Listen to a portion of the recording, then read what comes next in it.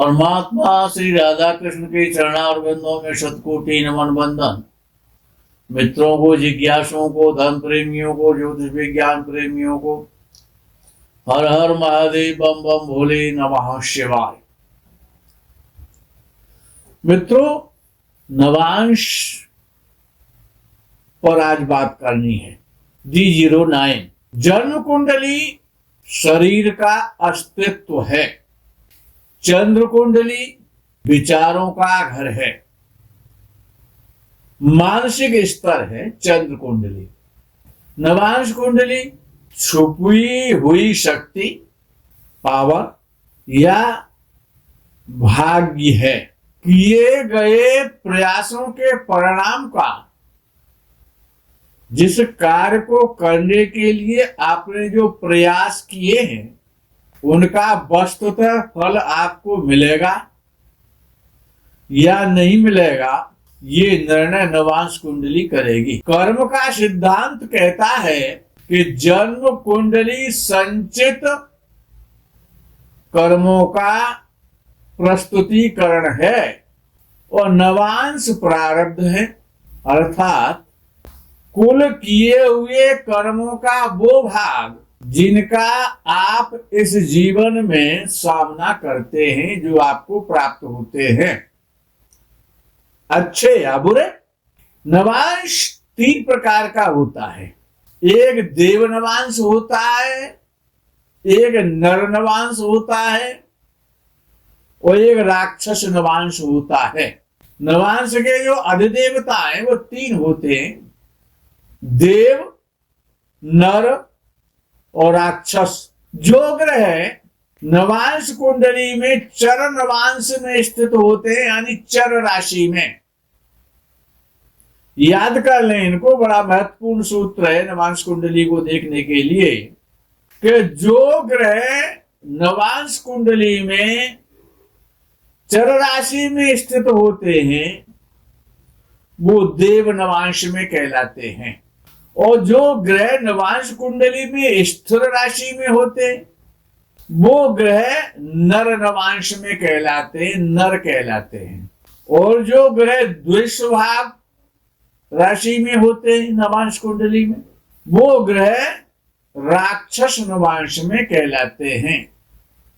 राशियों के 3 विभाग हैं, तो इसी प्रकार के नवांश अधिपतियों के भी 3 विभाग हैं। चर नवांश देव नवांश है नवांश कुंडली में, जो चर राशि में ग्रह है। स्थिर राशि में नर नवांश है और द्विस्वभाव राशि में अगर कोई ग्रह है तो वो राक्षस नवांश में होता है।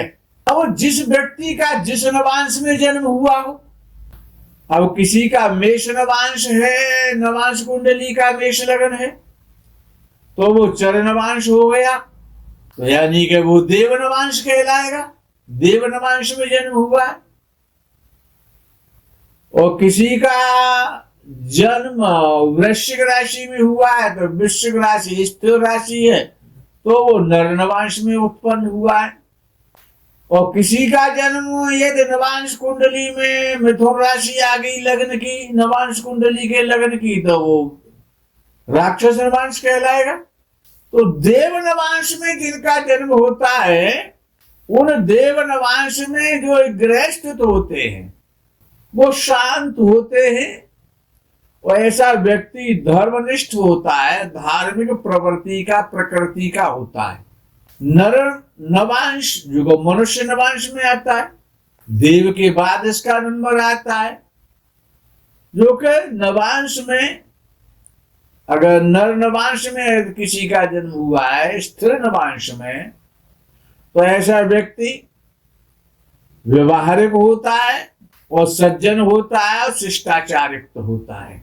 और राक्षस नवांश में, दुस्वभाव नवांश राशि में किसी का जन्म हुआ है, तो ऐसा व्यक्ति पागलपन की ज्यादा काम करता है, विवेक से काम नहीं करता, अविवेकी हो जाता है, दूसरों के दोष देखने में लगा रहता है, उसको किसी के गुण दिखाई नहीं देखते, वो सबके दोष देखता है और ऐसे व्यक्ति हिंसात्मक भी होते हैं।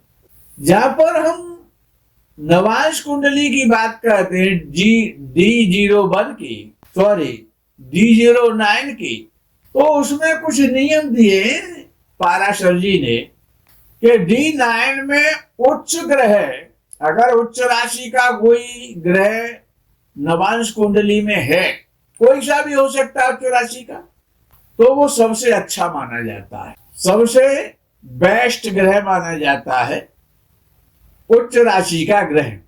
वो जन्म कुंडली में उच्च का हो या ना हो, लेकिन ग्रह नवांश कुंडली में उच्च का है तो वो निश्चित रूप से बेस्ट फल देगा।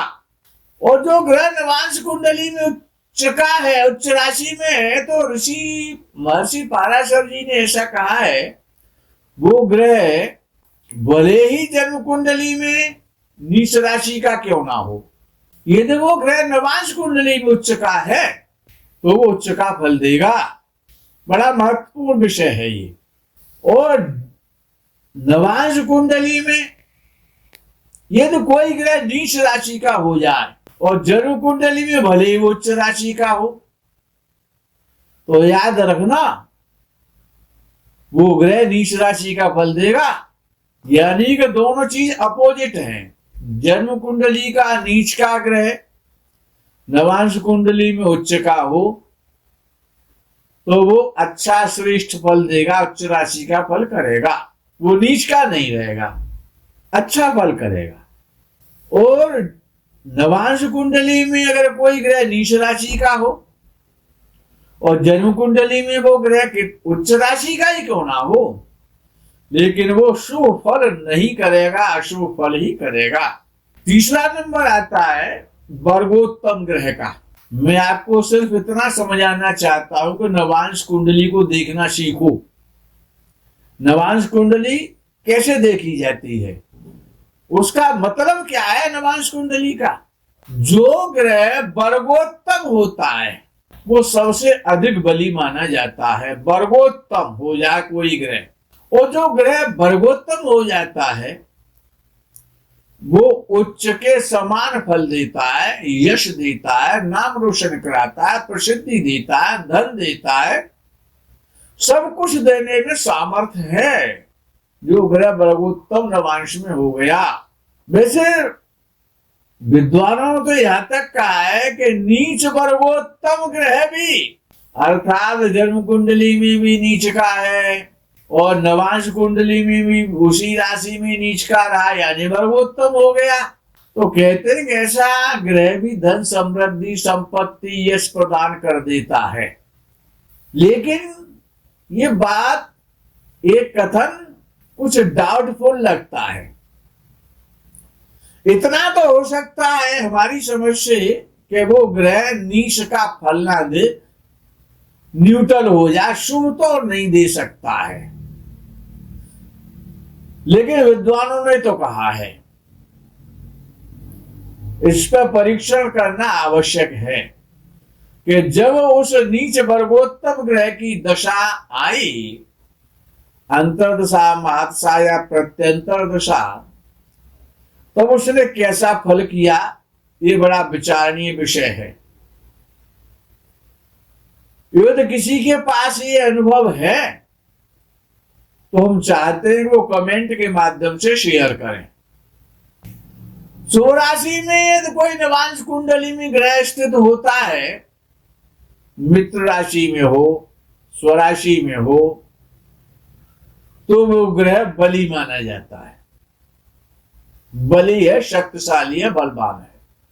और नवांश कुंडली में यदि ग्रह जन्म कुंडली के जो केंद्र और त्रिकोण की जो राशियां हैं, जन्म कुंडली में 4 केंद्र और 2 त्रिकोण, इन 3 भावों की जो राशियां हैं, यदि नवांश कुंडली में भी उन राशियों में जो जन्म कुंडली में केंद्र त्रिकोण में जो राशियां आ रही हैं, यदि उन्हीं राशियों में कोई ग्रह बैठा है तो वो शुभ माना जाएगा। नवांश कुंडली को 3 भागों में बांट लो।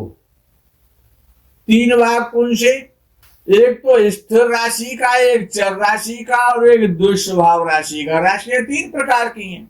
तो जो स्थिर राशि है वो बड़ी सख्त राशि है, सॉलिड राशि है, दृढ़ राशि है। और दुष्स्वभाव राशि दृढ़ भी है और अदृढ़ भी है, दोनों गुण उसमें। और चर राशि अदृढ़ राशि है। यदि कोई ग्रह दृढ़ राशि में है, यानी कि स्थिर राशि में है, नवांश कुंडली की बात हो रही है।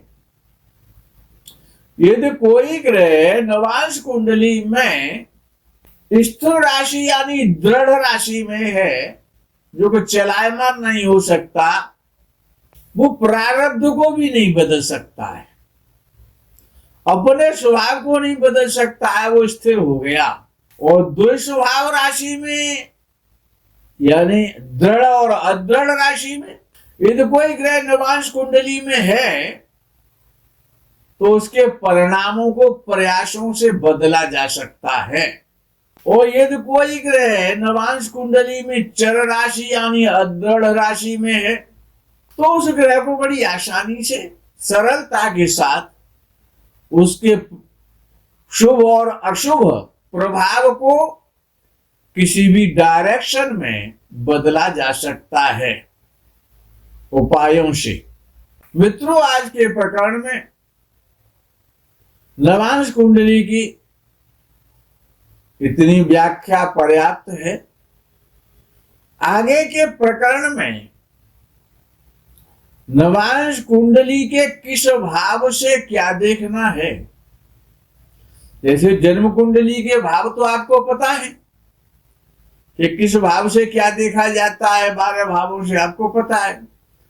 लेकिन नवांश कुंडली से कुछ अतिरिक्त भी देखा जाता है, उसके भावों से। 12 भावों से क्या क्या देखा जाना चाहिए, उनसे क्या क्या विषय विचारणीय हैं, ये आपको अगले प्रकरण में सुनने को मिलेगा। तब तक के लिए आपसे अल्प विराम। हर हर महादेव, बम बम भोले, नमः शिवाय। जय गौ माता की।